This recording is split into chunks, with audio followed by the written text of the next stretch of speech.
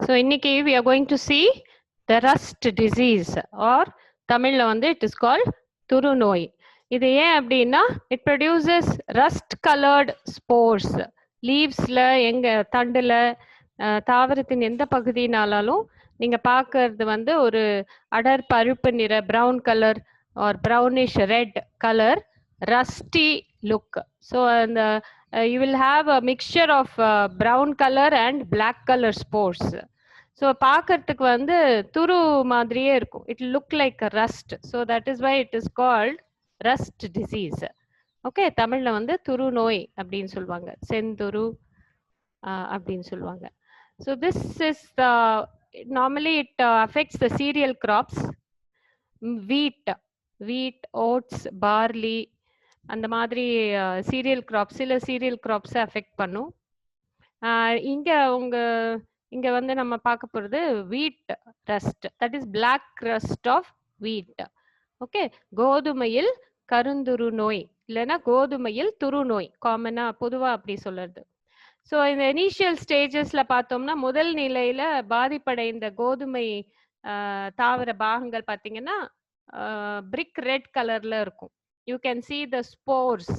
நம்ம சைன் அப்படின்னு சொல்றோம், அடையாள குறி அப்படின்னு சொல்றோம் இல்லையா, தட் இஸ் பூஞ்சையின் ஒரு உடல பாகத்தை நம்ம கண்ணால பார்க்க முடியும். we can see the spores of the fungus on the stem or leaf sheath. So எந்த இடத்துல வந்து பூஞ்சையின் மைசீலியம் இருக்கோ அங்க வந்து நம்ம அந்த பூஞ்சைகளின் வித்துக்களை நம்ம கண்ணால பார்க்க முடியும். ஸோ முதல் நிலையில பாத்தீங்கன்னா it will be some reddish brown in color. As the disease advances towards a later stage, that is harvest பண்ற ஸ்டேஜ்ல, நம்ம ஹார்வெஸ்ட் பண்ற ஸ்டேஜ்ல பார்த்தோம்னா இது கொஞ்சம் நாள் கழிச்சு இந்த பிரவுன் கலர் ஸ்போர்ஸ் பதிலா வேற ஒரு டைப் ஆஃப் ஸ்போர்ஸ் ப்ரொடியூஸ் ஆகும். They are black coloured spores. Okay, இவைகள் வேற ஒரு ஸ்போர். இதுக்கு பேர் வந்து யூரிடோஸ்போர். இதுக்கு பேர் வந்து யூரிடோஸ்போர்ஸ். The brownish red color spores are uridospores, which are formed initially. After some days, later stage, this will be replaced by black colored spores. They are called telutospores. Telutospores அப்படினு பேர். So கடைசி நிலைன்னு, so முதல் நிலை கடைசி நிலை. this நோயின் முதல் நிலையில் பிரிக் ரெட் கலர் ஸ்போர்ஸ் இருக்கும், கடைசி நிலையில பாத்தீங்கன்னா பிளாக் கலர் ஸ்போர்ஸ் இருக்கும். So this is also called black rust of wheat அப்படின்னு கூட இதுக்கு ஒரு பேர் இருக்கு. ஸோ டைப்ஸ் ஆஃப் ரஸ்ட்ஸ்ன்னு பார்த்தோம்னா நமக்கு வந்து you have 3 types of rust which affects the wheat plant: stem rust, leaf rust, stripe rust. That is தண்டு துரு, இலை துரு, வரி துருன்னு இருக்கு. ஸோ இந்த தண்டு துரு வந்து அஃபெக்ட் பண்ணக்கூடிய பூஞ்சையின் பெயர் வந்து பக்சீனியா கிராமினிஸ் ட்ரிட்டிசை. ட்ரிட்டிசைங்கிற அந்த குறிப்பிட்ட சிற்றினம் வந்து, குறிப்பிட்ட வெரைட்டி வந்து வீட்டினுடைய பேர் வந்து ஸ்பீஷீஸ் வந்து ட்ரிட்டிசைல முடியும். கோதுமையின் சிற்றினம் வந்து ட்ரிட்டிசைல முடியும். ஸோ த பக்சீனியா கிராமினிஸ் ட்ரிட்டிசைன்னு பேர். இது ஒரு குறிப்பிட்ட சிற்றினம் சொல்லுவோம். இது வீட்டை மட்டும்தான் தாக்கக்கூடிய வகையில் இருக்கும். ஸோ லீஃப் ரஸ்ட் அதே மாதிரி பக்சீனியா ருடென்ஷியா, பழுப்பு துரு அப்படின்னு சொல்லுவோம். அதே மாதிரி stripe rust is caused by Puccinia ஸ்ட்ரைஃபார்மிஸ்.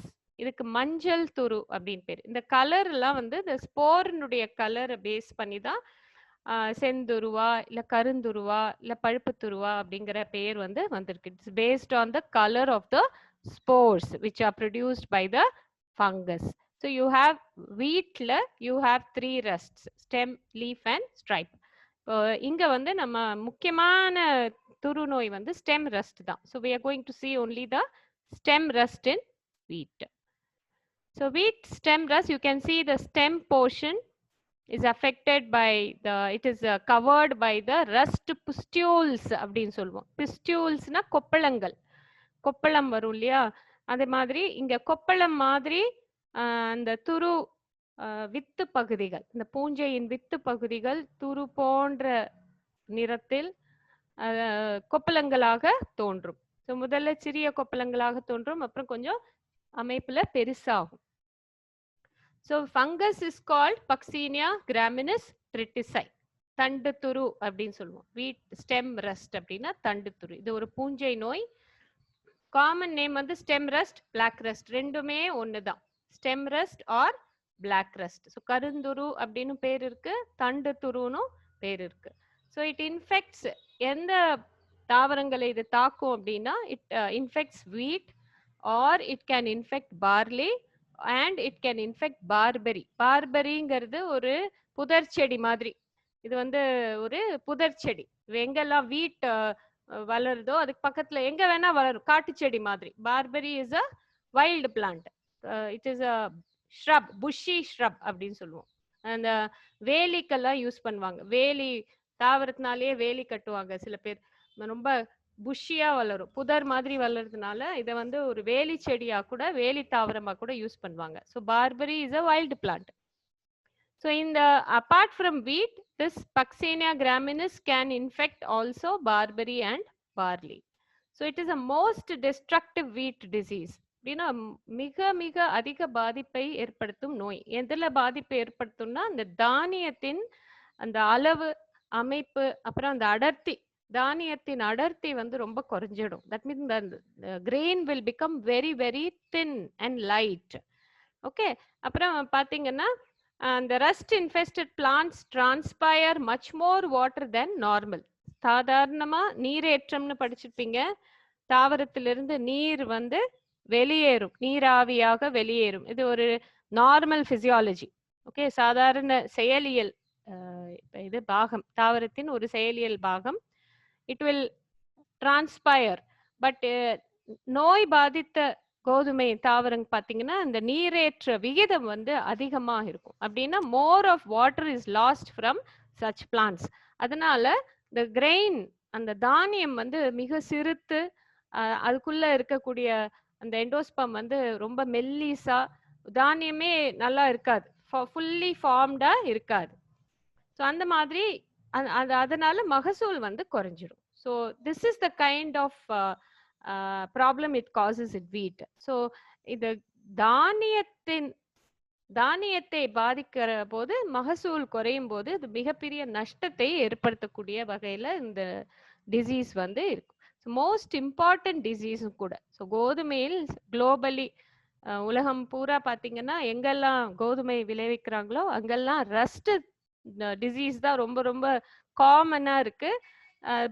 பாதிக்கப்படும் போது ரொம்ப மகசூல் வந்து குறைக்குது. ஸோ அந்த மாதிரி it reduces the yield up to 70%. 70% மகசூல் வந்து இழப்பு ஏற்படுது இந்த நோயினால. ஸோ ஃபேவரபிள் கண்டிஷன் அப்படின்னு பார்த்தோம்னா, எந்த மாதிரியான பரவுதலுக்கு ஏற்ற சூழல், இல்லைன்னா நோய் உருவாக்கத்திற்கு ஏற்ற சூழல் பார்த்தோம்னா, வெப்பம் வந்து very very important. Temperature it prefers 23 to 25 degrees centigrade. So மிதமான வெப்பநிலை வந்து இந்த நோய் உருவாக்கத்திற்கு மிக மிக சாதகமாக இருக்கு. ஸோ பார்த்தீங்கன்னா மோஸ்ட்லி கோதுமை வந்து எங்கெல்லாம் விளையும்னா நார்த்ல தான் நிறைய விளையும். இந்தியாவில் பார்த்தீங்கன்னா நார்த்ல வந்து mostly you have long winters. ரொம்ப நாளைக்கு வந்து உங்களுக்கு வந்து மிதமான வெப்பம் தான் இருக்கும். குளிர்காலம் வந்து நீண்டதா இருக்கும். நார்த்ல நீங்க அமெரிக்கா எடுத்துக்கிட்டீங்கனாலும், உலக இதுல பார்த்தீங்கன்னாலும் all the northern side of the continents will have more of wheat. So கோதுமை வந்து பயிரிடுவதற்கே வந்து நம்ம இந்தியாவை பொறுத்த வரைக்கும் நார்த் தான் ரொம்ப, ஏன்னா சூழல் அப்படி இருக்கு. Temperature is very mild. It is less than what we have in the south. அதனால அங்க பாத்தீங்கன்னா உங்களுக்கு நிறைய அந்த ரஸ்ட் டிசீஸ், அந்த பூஞ்சை வந்து ரொம்ப அதிக நாளைக்கு அது உயிர் வாழும். So large number of teleospores are produced. ஸ்போர்கள், வித்துகள், the black color spores சொன்னேன் இல்லையா, large number of teleospores are produced in this temperature. And host ன்னு பார்த்தீங்கன்னா மோஸ்ட்லி வந்து வீட் பிரைமரி ஹோஸ்ட்னு சொல்லுவோம், முதன்மை ஓம்புயிரின்னு சொல்லுவோம் வீட், கோதுமை. இதை தவிர இந்த பூஞ்சை வந்து இரண்டாவதாக வேறு ஒரு தாவரத்திலும் தன்னுடைய வாழ்க்கை சுழற்சியை கண்டினியூ பண்ணுது. இன்ஃபேக்ட் அது தன்னுடைய வாழ்க்கை சுழற்சியை கம்ப்ளீட் பண்ணுறதுக்கே it needs another plant. So ஒரே பிளான்ட்ல அதனுடைய வாழ்க்கை சுழற்சியை கம்ப்ளீட் பண்ணது கிடையாது. இட் ரெக்வயர்ஸ் அன் ஆல்டர்னேட் ஹோஸ்ட்னு சொல்லுவாங்க. தட் இஸ் மாற்று ஓம்புயிரி. ஸோ அந்த முதன்மை ஓம்புயிரி வீட் இருக்கு. வீட்ல ஒரு part of the life cycle of the fungus gets completed. மீதி இருக்கக்கூடிய வாழ்க்கை சுழற்சி வந்து இது வேற ஒரு தாவரத்துல தான் அது கம்ப்ளீட் பண்ணுது. ஸோ த ஆல்டர்னேட் ஹோஸ்ட்னு சொல்லுவோம், மாற்று ஓம்புயிரின்னு சொல்லுவோம்.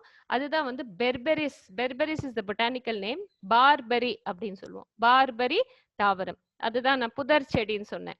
ஸோ எங்கெல்லாம் சப்போஸ் வீட் கல்டிவேட் பண்ற இடத்துக்கு பக்கத்திலேயே நிறைய பார்பரி செடிகள்லாம் இருந்ததுன்னா இந்த நோயை வந்து நம்ம what to say it's very difficult to control. இந்த நோயை கட்டுப்படுத்துறது ரொம்ப ரொம்ப கஷ்டம். ஏன்னா பார்பரி பக்கத்துல வளரும் பொழுது நோய் தாக்கி கொண்டே இருக்கும். ஏன்னா அது கம்ப்ளீட் பண்ணுது, ஃபங்கஸோட லைஃப் சைக்கிளை கம்ப்ளீட் பண்ணுது. ஸோ அதனாலதான் சொல்றாங்க இந்த வீட்டுல கோதுமையில இந்த நோயை கட்டுப்படுத்தணும் அப்படின்னா அது அந்த அதை விளைவிக்கிற அந்த ஃபீல்டு பக்கத்துல எங்குமே பார்பரி செடிகள் இருக்கக்கூடாது. இதை ரொம்ப நம்ம கட்டாயமா பார்க்கணும். So the field wherever the wheat is grown, the area surrounding the wheat should not have any barberry plants. Otherwise it is very difficult to control the disease. So எந்த ஒரு உயிரினமானாலும் அந்த வாழ்க்கை சுழற்சி பாதையில வந்து ஒரு விரிசல் ஏற்பட்டதுன்னா அதை கட்டுப்படுத்திடலாம். எப்படி நம்ம கரோனா இன்ஃபெக்ஷன் வந்து எப்படி கட்டுப்படுத்துறோம், அதை ஸ்ப்ரெட்டை வந்து எப்படி கட்டுப்படுத்துறோம்னா உள்ள இருக்கணும், நம்ம யாரும் வெளியில போக கூடாது. So it should not have another human being to infect. அது அந்த ஹியூமன் பீயிங் கிடைச்சாச்சுன்னா திரும்ப அது சைக்கிள் ஆரம்பிச்சிடும். ஸோ நம்ம வந்து அந்த கரோனா வைரஸினுடைய வாழ்க்கை சுழற்சியை கட்டுப்படுத்துறோம். எப்படி கட்டுப்படுத்துறோம்னா நம்ம எல்லாரும் வெளியே போகாம இருந்தா அது தானே ஓரளவுக்கு கட்டுப்படுத்தப்படுகிறது. ஸோ அதே மாதிரி தான் இந்த ஃபங்கஸ்லயும் இதனுடைய வாழ்க்கை சுழற்சி வந்து 2 தாவரத்தை சார்ந்து இருக்கிறதுனால it is quite important. So அதுதான் வந்து இதனுடைய குறிப்பிட்ட சிறப்பு அம்சம் அப்படின்னு சொல்லலாம். So the pathogen is called Puccinia. இதுக்கு வந்து இட் பிலாங்ஸ் டு பெசிடியோமைகோட்டா. பெசிடியோமைகோட்டாங்கிறது வந்து இது உயர் வகை பூஞ்சை இனமாகும். பெசிடியோமைகோட்டாங்கிறது உயர் வகுப்பை சார்ந்த பூஞ்சை அப்படின்னு சொல்லுவோம். சுமார் 4000 சிற்றினங்கள் இருக்கு பக்சீனியால. And all the species are obligate plant pathogens. அப்படின்னா அனைத்து சிற்றினங்களும் பக்சீனியா இனங்கள் அனைத்துமே கட்டாய ஒட்டுண்ணிகளாக இருக்கு. That is they cannot survive outside the plant. எப்படி வைரஸ் எப்படி இருக்கோ அதே மாதிரி அது ஏதாவது ஒரு தாவரத்துக்குள்ள போனாதான் அதனால வளர முடியும், மைசீலியம் இழை உடலத்தை வெளிப்படுத்த முடியும். So they R obligate plant pathogens. Obligated plant pathogens அப்படின்னா இன்னொரு சிறப்பு அம்சம் இந்த பக்சீனியாக்கு என்ன இருக்கு அப்படின்னா இவைகள் வந்து ஒரு ஹார்மோனியஸ் லைஃப் லீட் பண்ணும். ஹார்மோனியஸ்னா அந்த ஓம்புயிரிக்குள்ளதான் இருக்கும் இல்லையா, ஒட்டுண்ணியா இருக்கும்போது ஓம்புயிரியை வந்து சாகடிக்காது. It will not kill the plant because அது சாகடிச்சதுன்னா அதுவும் செத்து போயிடும். அதனால it will lead a harmonious relationship. ஒரு மிக வாட் டு சே ஒரு நல்ல ரிலேஷன்ஷிப் வச்சுக்கும். ஒரு நல்ல சமமான ரெண்டுமே வளர்ற மாதிரி, ரெண்டுமே சாகாத மாதிரி. ஸோ அந்த நோயை தாக்கிய தாவரம் இறக்காது. It will not die, it will not be killed, but it will produce very less grains. So அந்த வகையில் பாதிப்பை ஏற்படுத்தும். ஸோ அந்த மாதிரி it is that kind of obligate plant pathogen சொல்லுவோம். த வீட் கோதுமையை தாக்கக்கூடிய ஒரு சிற்றினம் வந்து வேற எந்த சீரியலையும் தாக்காது. ஸோ ஓட்ஸ் பக்சீனியா ரீகாண்டிட்டான்னு ஒரு சிற்றினம் இருக்கு, அது ஓட்ஸை தாக்கக்கூடியது. பக்சீனியா கிராமினிஸ் ட்ரிட்டிசை வந்து வீட்டை தாக்கக்கூடியது. ஸோ பக்சீனியா கிராமினிஸ் ட்ரிட்டிசை வந்து ஓட்டை தாக்காது, or it will not affect barley.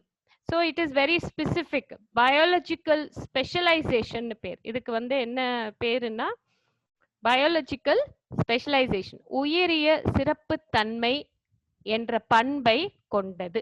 அப்படின்னா தனித்தன்மையுடைய ஓம்புயிரி தான். இப்போ வீட்டை தாக்கக்கூடிய ஒரு சிற்றினம் வந்து வேற ஒரு தாவரத்தை தாக்காது. பிரைமரி ஹோஸ்ட் அப்படின்னு நான் சொல்றேன் இல்லையா, அப்ப முதன்மை தாவரம் சொல்றேன் இல்லையா. பிரைமரி ஹோஸ்ட் வந்து வீட்டை ஒரு சிற்றினம் தாக்குதுன்னா அது வீட்டை தான் தாக்கும். வேற எந்த ஒரு சீரியலையும் தாக்காது.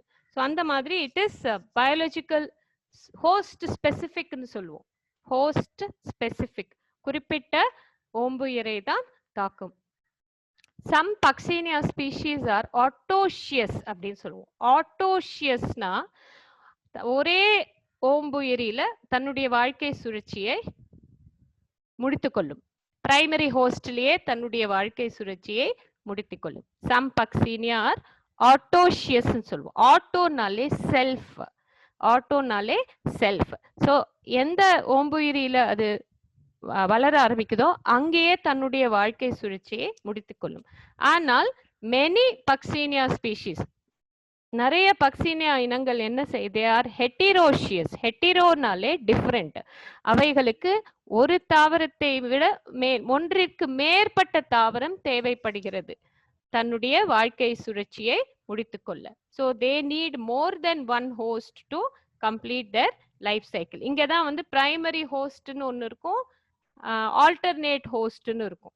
செகண்டரி ஹோஸ்ட் இல்லைன்னா ஆல்டர்னேட் ஹோஸ்ட்னு இருக்கும். ஸோ முதன்மை ஓம்புயிரி, மாற்று ஓம்புயிரி அப்படின்னு இருக்கும். ஹெட்டிரோஷியஸ் வகை பூஞ்சையில் பக்சீனியால பார்த்தீங்கன்னா. ஸோ பக்சீனியாலேயே உங்களுக்கு 2 வகை இருக்கு, ஆட்டோஷியஸ் பக்சீனியா, ஹெட்டிரோஷியஸ் பக்சீனியா. ஒரே தாவரத்துல தன்னுடைய வாழ்க்கை சுழற்சியை முடித்துக் கொள்ளும் பூஞ்சை இனம், இல்லைன்னா ஒன்றிற்கு மேற்பட்ட ஓம்புரிகள் தேவைப்படும் சில ஹெட்டிரோஷியஸ் பக்சீனியாக்கு. ஸோ அந்த மாதிரி these are the general characters of Puccinia. மிக முக்கியமான சிறப்பு பண்புகள் இருக்கு இந்த பக்சீனியா பூஞ்சையில். ஸோ இது வந்து நமக்கு this speaks a lot about it's life cycle. Okay, so சில சிற்றினங்கள் தனி தாவரத்தில் தன் வாழ்க்கை சுழற்சியை முடித்துக் கொள்கின்றன. வேறு சில சிற்றினங்கள் தங்களது வாழ்க்கை சுழற்சியை முழுமையாக்க இருவேறு தாவரங்கள் தேவைப்படுகின்றன. அதை தான் ஹெட்டிரோஷியஸ் அப்படின்னு சொல்றோம். So this is the Graminis, Puccinia graminis, obligate parasite, polymorphic. Polymorphic நாலே பல அமைப்புடைய ஸ்போர்களை உருவாக்கக்கூடிய ஒரு பூஞ்சை. பாலினா நிறைய, மார்பிக்னா புற அமைப்பு அப்படின்னு சொல்றோம் இல்லையா. ஸோ பாலிமார்பிக் தன்னுடைய வாழ்க்கை சுழற்சியில 2, 3, 4 விதமான ஸ்போர்களை உருவாக்கும். ஸோ இந்த Puccinia graminis produces 4 types of spores, different spores. So அதனால தான் பாலிமார்பிக்னு சொல்றோம். And it is a heteroecious rust. நான் ஏற்கனவே சொன்ன மாதிரி இதன் வாழ்க்கை சுழற்சி முழுமையாக்க 2 வேறு தாவரங்கள் தேவைப்படுகின்றன. So it affects many plants. நிறைய இருக்கு, நிறைய பிளான்ட்ஸ், தானிய தாவரங்களை, நிறைய தானிய தாவரங்களை இது பாதிக்குது. So it has 2 hosts. ஏற்கனவே நான் சொல்லியிருக்கேன். ஒன் இஸ் வீட் and another one is barberry. The Puccinia graminis triticei என்கிற ஒரு பூஞ்சை, it produces black rust in wheat and it requires 2 hosts. Primary host is wheat and alternate host is barberry. So இது ரெண்டு தாவரத்துல தான் இந்த பூஞ்சை வந்து தன்னுடைய வாழ்க்கை சுழற்சியை முடித்துக் கொள்கிறது. So when you see the fungus அப்படின்னு பார்த்தீங்கன்னா, ஜென்ரலா பார்த்தீங்கன்னா ஃபங்கஸ் வந்து இழை உடலம் கொண்டவை. நீங்க படிச்சிருப்பீங்க யுவர் ஃபர்ஸ்ட் இயர்ல. It has a mycelial thread like structure. Each cell will have 1 nucleus, ஒற்றை நியூக்ளியஸ். பெசிடியோமைக்கோட்டேனா உயர் வகுப்பை சார்ந்த பூஞ்சை, அகாரிகஸ்லாம் படிச்சிருப்பீங்க. அதனுடைய மைசீலியம், பிரைமரி மைசீலியம் பார்த்தீங்கன்னா, முதன்மை மைசீலியம் பார்த்தீங்கன்னா ஒவ்வொரு செப்டேட்டா இருக்கும், குறுக்கு சுவர் இருக்கும். ஒவ்வொரு செல்லுலையும் ஒரு நியூக்ளியஸ் இருக்கும். மோனோகாரியாட்டிக் மைசீலியம் அப்படின்னு சொல்லுவோம். இதுக்கு மோனோகாரியாட்டிக் மைசீலியம் சொல்லுவோம். அதே பூஞ்சை தன்னுடைய வாழ்க்கை சுழற்சியின் இன்னொரு பாகத்துல, another part of its life cycle, it will form a dikaryotic mycelium towards the later stages of its life cycle. தன்னுடைய வாழ்க்கை சுழற்சியில பாத்தீங்கன்னா இரண்டாம் மைசீலியம், முதன்மை மைசீலியம், இரண்டாம் நிலை மைசீலியம் சொல்றோம் இல்லையா. ஸோ டைகேரியாட்டிக் மைசீலியம், இரு உட்கருக்கள் தாங்கிய மைசீலியம் இருக்கும். ஸோ இந்த உட்கருக்கள்ல ஒன் வந்து பிளஸ் ஸ்ட்ரெயினா இருக்கும், ஒன்னு வந்து மைனஸ் ஸ்ட்ரெயினா இருக்கும். எப்படி செக்ஷுவல் ரீப்ரொடக்ஷன், பாலின பெருக்கத்தில் ஈடுபடக்கூடிய வகையில இந்த sexual stage of the fungus பார்த்தீங்கன்னா it will have dikaryotic mycelium. So each செல்ல பார்த்தீங்கன்னா 2 நியூக்ளியஸ் இருக்கும். ஸோ இங்க பக்சீனியாலையும் அதே மாதிரி தான் இருக்கும். Primary mycelium will be monokaryotic, secondary mycelium will be dikaryotic. So இதை மட்டும் ஞாபகம் வச்சுக்கோங்க. இந்த பக்சீனியாவுடைய உடல் அமைப்பு பார்த்தீங்கன்னா 2 விதமான உடல் அமைப்பு இருக்கும். Primary mycelium will be monokaryotic, secondary mycelium will be dikaryotic. So both the kinds of mycelia are seen in the fungus. So நீங்க வீட்ல ஆகட்டும் இல்ல பார்பெரியில ஆகட்டும் இந்த 2 ஸ்டேஜஸும் வந்து தெரியும். ஓகே, ஸோ அதுதான் நம்ம இங்க பார்க்குறோம். ஸோ சிம்டம்ஸ்னு எடுத்துக்கிட்டோம்னா அறிகுறிகள் எப்படி இருக்கும்னா வீட்டில் ஒரு மாதிரி அறிகுறி இருக்கும், பார்பரியில வேற மாதிரி அறிகுறிகள் இருக்கும். ஸோ வீட்டில் ஏற்கனவே நம்ம பார்த்தோம், கோதுமையில பிரிக் ரெட் கலர்ல புஸ்டியூல்ஸ் இருக்கும், கொப்பளங்கள், அப்புறம் கருமை நிறமாக மாறும். அதுதான் வந்து you find on wheat. Symptoms of the disease appear as large elongated brown pustules. So இந்த பழுப்பு நிற கொப்பளங்கள் பார்த்தோம்ல, இட்ஸ் கால் யூரிடோ சோரஸ், யூரிடோஸ்போர்ஸ் அப்படின்னு சொல்லுவோம், uredospore. Later on this will change to black colour pustules. So அது வந்து பின்பு கொஞ்சம் காலத்துக்கு பிறகு இது வந்து இந்த பழுப்பு நிற கொப்பளங்களாக இருக்கிற இடத்துல பார்த்தீங்கன்னா கருமை நிற கொப்பளங்களாக இருக்கும். So they are produced by the spores call teliospores. So முதல்ல நீங்க பார்க்கறது யூரிடோஸ்போர், அப்புறம் கோதுமையில பிற்பாடு வரக்கூடியது டெலிட்டோஸ்போர். ஓகே, ஸோ அந்த வகையில தான் இந்த 2 ஸ்போரும் ப்ரொடியூஸ் பண்ணும்போது அந்த தாவரத்தினுடைய கிரெயின் கதிர் மணிகள் வந்து ரொம்ப சுருங்கி ஒண்ணுமே உள்ளக்குள்ள ஒண்ணுமே இல்லாம ரொம்பவே பாதிப்படையும் அந்த கதிர் மணிகள். ஸோ இங்கே தான் நான் சொன்னேன், பூஞ்சையானது ஒட்டுண்ணி ஓம்புயிரி நடுவில் சீரான உறவை வெளிப்படுத்துகிறது. It has a harmonious relationship, balanced host parasite ரிலேஷன்ஷிப்னு சொன்னேன். So even in severe infection, ஒரு ரொம்ப கடுமையான நோய் தாக்கத்தின் பொழுது கூட அந்த பூஞ்சை வந்து தீவிர சேதத்தை ஏற்படுத்துறது இல்லை. பட் என்னன்னா அந்த கதிர் மணிகளை மட்டும் பாதிப்புக்குள்ளாகுது. That is only the grains reduced in size and they become poor quality. That is மிக தரம் குன்றிய தானியம் கிடைக்குது நமக்கு. மற்றபடி அந்த தாவரம் வந்து மடிவதில்லை, சாவதில்லை. So that is why we call it a balanced host parasite relationship அப்படின்னு சொல்றோம். அந்த சீரான உறவு, தட் இஸ் ஒட்டுண்ணிக்கும் ஓம்புயிருக்கும் இடையில் ஒரு சீரான உறவு, பேலன்ஸ்டு ரிலேஷன்ஷிப் மெயின்டைன் பண்ணிட்டே இருக்கும். அப்பதான் அந்த பூஞ்சையால உயிர் வாழ முடியும். தாவரம் இருந்தாதான் பூஞ்சைக்கு உயிர் இருக்கும், இல்லைன்னா இருக்காது. Because it is a obligated, கட்டாய ஒட்டுண்ணியா இருக்கிறதுனால. So these are the symptoms on wheat. On barberry plant, அதனுடைய லீஃப்ல பாத்தீங்கன்னா எப்படி இருக்கும்னா இதுதான் பார்பரி லீஃப். ஸோ இந்த பார்பரி லீஃப்ல பாத்தீங்கன்னா first you will find flask shaped, குடுவை போன்ற அமைப்புல ஒரு ஸ்பாட் வரும், புள்ளிகள் தோன்றும். ஓகே, குடுவை போன்ற ஃபிளாஸ்க் ஷேப்ட் ஸ்ட்ரக்சர்ஸ். இப்போ மைக்ரோஸ்கோப் அடியில் பார்த்தோம்னா ஃபிளாஸ்க் ஷேப்ட் ஸ்ட்ரக்சர்ஸாக இருக்கும். இதுக்கு பிக்னீடியா அப்படின்னு பேர், இதுக்கு பிக்னீடியா அப்படின்னு பேர். ஸோ இதுக்குள்ள இருந்து நிறைய வித்துகள் உற்பத்தி ஆகும். It is called pycnidiospores or spermatiospores. 2 விதமா இதுல குறிப்பிடுறாங்க, pycnidiospores or spermatiospores. இதே வந்து கொஞ்ச நாள் ஆனப்புறம் இது பார்பரி லீஃபின் மேற்புறத்துல நம்ம பார்க்கக்கூடிய ஸ்போர், பிக்னீடியோ ஸ்போர்ஸ். கொஞ்ச நாள் கழிச்சு பார்த்தோம்னா, ஒரு 2 வாரம் கழிச்சு பார்த்தோம்னா இலைகளின் கீழ்ப்புறத்துல, இந்த ventral surface of the leaf, okay, on the underside of the leaf you can see cup shaped lesions, cup shaped areas. So கோப்பை வடிவ பகுதிகள் தென்படும். இந்த கோப்பை வடிவ பகுதிகளை மைக்ரோஸ்கோப்ல பார்த்தோம்னா நல்ல கப் ஷேப்டா இருக்கு பாருங்க. இதுல வந்து உங்களுக்கு ஒரு குறிப்பிட்ட டைப் ஆஃப் ஸ்போர்ஸ் உருவாகும். இது ஏஷியா, இதுக்கு பேர் வந்து ஏஷியா, எஷீடியா அப்படின்னு பேர். இதுக்கு எஷீடியா இல்லைன்னா ஏஷியா அப்படின்னு பேரு. ஸோ இது ஏஷியோஸ்போர்ஸ் ஆர் எசிடியோஸ்போர்ஸ் அப்படின்னு இதுக்கு பேரு. ஸோ பார்பரி லீஃப்ல இந்த மாதிரி இருக்கும் உங்களுக்கு symptoms. Okay, so upper surface of the barberry leaf you can see minute dark colored flask shaped pycnidia. which appear as yellow spots. மஞ்சள் நிறத்துல இருக்கும். இதை வந்து it will produce pycnidiospores, pycnidia அப்படின்னு சொல்லுவோம். On the under surface, cup-like projections of Asia or Esidia.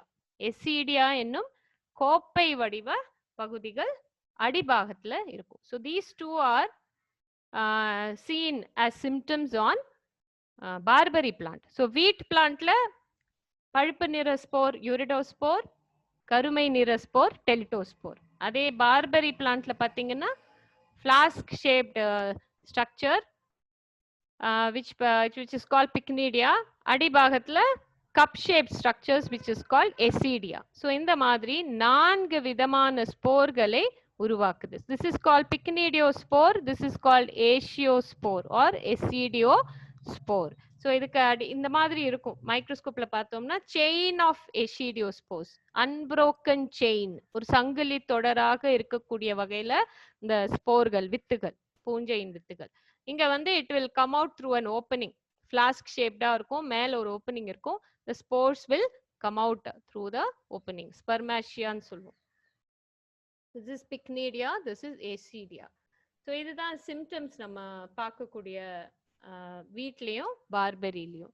so epidemiology நோயாக்கம் பார்த்தோம்னா stem rust is favored by hot days and mild nights. night வந்து ரொம்ப குறைவான வெப்பம் இருக்கும் பொழுது இந்த ஃபங்கஸ் பக்சீனியா வந்து நல்லா தாக்குது. ஸோ டேஸ் வந்து ஹாட்டா இருக்கும், 25 to 30 இருக்கும். அப்போ சென்னை இந்த சவுத் மாதிரி வராது, சவுத்தில் வராது. சவுத்தில் நார்மலி 35, 37 வருது இல்லையா. ஸோ நார்த்தில் தான் உங்களுக்கு வந்து இந்த மாதிரி ஒரு சூழல், வெப்ப சூழல் நிலவும். So hot days and mild nights, very cold nights and wet leaves. மழையில் அந்த இலைகள் வந்து மிகவும் இந்த நீர்த்துளிகள், இலைகள் மேல் நீர்த்துளிகள் இருந்தா இந்த நோயின் பாதிப்பு வந்து தொடங்கும் சொல்லுவாங்க. So it appears in the month of March in northern India. Okay, so நமக்கு இங்க வந்து வீட் பயிரிடுறது கிடையாது. பட் பார்லி, ஓட்ஸ் இந்த மாதிரி தானியங்கள் வந்து நவம்பர்ல பயிரிடும் போது வரத்துக்கான வாய்ப்பு இருக்கு. ஸோ எப்பவுமே இந்த வெப்பத்தோட தான் கனெக்ட் ஆயிருக்கும். இந்த பக்சீனியா துரு நோய் வந்து வெப்பம் அண்ட் துரு நோய் R connected to each other. So temperature எப்பெல்லாம் குறையுதோ அந்த பாகங்கள்ல வந்து நீங்க பாத்தீங்கன்னா பக்சீனியா வில் ஸ்டார்ட். இப்போ சவுத்ல பாத்தீங்கன்னா நவம்பர் டிசம்பர்ல தான் நமக்கு தாக்கக்கூடிய வாய்ப்பு இருக்கு. ஸோ எப்படியும் வீட்டு நம்ம கோதுமை நம்ம பயிரிடுறது கிடையாது. So whatever limited oats, barley அந்த மாதிரி பயிர்களை தாக்கலாம். பட் தாக்கம் வந்து பெரிய அளவுல இருக்காது. ஸோ ஏசிடியோஸ்போர்ஸ் அண்ட் யூரிடோஸ்போர்ஸ் ஃப்ரீ வாட்டர் தேவைப்படுது. எந்த ஒரு வித்துகள் வந்து முளைக்கணும் அப்படின்னாலும் 4 விதமான வித்துகளை வந்து ப்ரொடியூஸ் பண்ணுது இல்லையா இந்த fungus.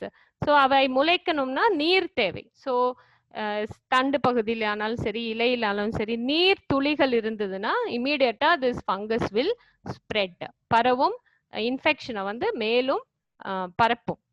So infections occur through stomata. எப்படி வந்து இந்த ஸ்போர்கள் உள்ளே விழுது அப்படின்னா இலை துளைகளின் வழியாகத்தான், இயற்கை துளை அப்படின்னு சொல்லுவோம். It is a natural opening. So stomata மூலமாக அது உள்ளே நுழையும். எந்த செடியிலும், எந்த தாவரமானாலும், கோதுமை ஆனாலும் பார்பரி ஆனாலும், it enters the plant through the stomata. So survival of the pathogen, எப்படி இந்த நோய் கிருமி வந்து உயிர் வாழுகிறது.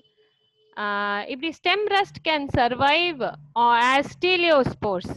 டீலியோஸ்போர்ஸாக வின்டர் சீசன்ல டீலியோஸ்போர்ஸ், ஏசியோஸ்போர்ஸ் எல்லாம் அந்த தாவர மிச்சங்கள்ல இல்லைன்னா மண்ணுல சர்வைவ் பண்ணும். தாவர மிச்சங்கள் அப்படின்னு சொன்னோம்னா அந்த வீட்டை அறுவடை பண்ணிட்டு மீதி இருக்கக்கூடிய அந்த வைக்கோல் இருக்கு இல்லையா, வீட்டு கோதுமை வைக்கோல்ல இந்த டீலியோஸ்போர்ஸ் ரொம்ப நாளைக்கு உயிர் வாழும். அடுத்த ஓம்புயிரி கிடைக்கும் வரை உயிர் வாழும். So it survives as mycelium. இழை உடலமாகவே அது உயிர் வாழக்கூடிய தன்மையுடையது. ஆர் யூரிடோஸ்போர்ஸ். ஸோ எல்லா வீட்டு கோதுமையிலையும் இது இருக்கும்னு சொல்ல முடியாது. பக்கத்துல வந்து வேற ஏதாவது புற்கள் இருந்தா கூட, வேற கிராசஸ் இருந்தா கூட அதுலயும் இது வந்து உயிர் வாழக்கூடிய, நோய் உருவாக்காது, ஆனா இந்த ஸ்போர்கள் வந்து உயிர் வாழும். அண்ட் நார்மலி டார்மெண்ட் எத்தனை வருடங்களுக்கு வேணாலும் செயலற்று வாழ்கின்றன. குளிர் பிரதேசங்கள்ல பனிக்கட்டியின் அடியில வந்து இந்த ஸ்போர்கள் வந்து ரொம்ப நாளைக்கு உயிர் வாழும். ஸோ அந்த மாதிரி beneath the snow packed places. So எங்க பனிக்கட்டி இருக்கோ அது கட்டிக்கு அடியில வந்து சில சமயம் வந்து அந்த ஃபீல்டு வயல்லாம் பார்த்தீங்கன்னா ரொம்ப வின்டர்ல பனி நிறைஞ்சிடும் அதுல. ஸோ பனிக்கு கீழே வந்து பனிக்கட்டிக்கு கீழே இந்த ஸ்போர்கள் வந்து உயிர் வாழும் அப்படின்னு கண்டுபிடிச்சிருக்காங்க. So it can survive. வள இது ஜெர்மினேட் ஆகி வளர முடியாட்டாலும் it can survive the unfavourable condition. Okay, so stages of the pathogen பார்த்தோம்னா நம்ம இதோட நம்ம முடிச்சிடலாம். அப்புறம் நம்ம வி வில் கண்டினியூ இந்த நெக்ஸ்ட் இதில். ஸ்டேஜஸ் ஆஃப் த பேத்தோஜன் பார்த்தோம்னா இட் ஹாஸ் 5 ஸ்டேஜஸ் அப்படின்னு இருக்கு. இட் இஸ் அ மேக்ரோசைக்ளிக். மேக்ரோசைக்ளிக்னா பெரிய வாழ்க்கை சுழற்சி இருக்கு, நீண்ட வாழ்க்கை சுழற்சி. மேக்ரோனாலே பிக், நீண்ட வாழ்க்கை சுழற்சி உடையது. It produces 5 kinds of spores. 5 விதமான ஸ்போர்களை இந்த பக்சீனியா உற்பத்தி செய்யுது. ஸ்பர்மாகோனியம், ஸ்பர்மாஷியோஸ்போர்ஸ் அப்படின்னு ஒரு ஸ்போர் பார்பரியில ப்ரொடியூஸ் ஆகுது. ஏஷியோஸ்போர்ஸ் திரும்ப பார்பரியில ப்ரொடியூஸ் ஆகுது. இந்த ஏஷியோஸ்போர்ஸ் தான் வந்து அடுத்தது வீட்ல நுழையும், இன்ஃபெக்ட்ஸ் வீட். அது கோதுமை தாவரத்தில் உட்போகும் போதுதான் இட் கேன் சர்வைவ். ஸோ ஏஷியோஸ்போர்ஸ் வந்து அதனுடைய லைஃப் சைக்கிள் வந்து தொடரணும் அப்படின்னா இட் நீட்ஸ் வீட், கோதுமை.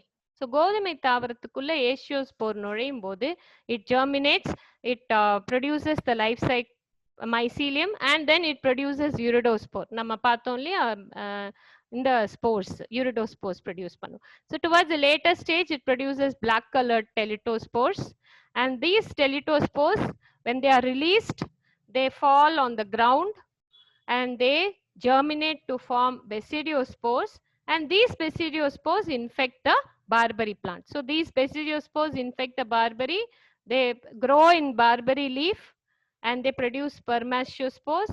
ஸோ இதுதான் இந்த சைக்கிள் போயிட்டே இருக்கும். வீட்டுக்கும் பார்பரிக்கும் இடையில இந்த பக்சீனியா வந்து தன்னுடைய வாழ்க்கை சுழற்சியை இது போல மாற்றிக்கொண்டே இருக்கும். சரியாமா?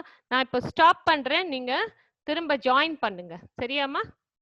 ஸ்டாப் பண்றேன், திரும்ப ஜாயின் பண்ணுங்க. இந்த ஜூம்ல இதே ஐடியில ஜாயின் பண்ணுங்க.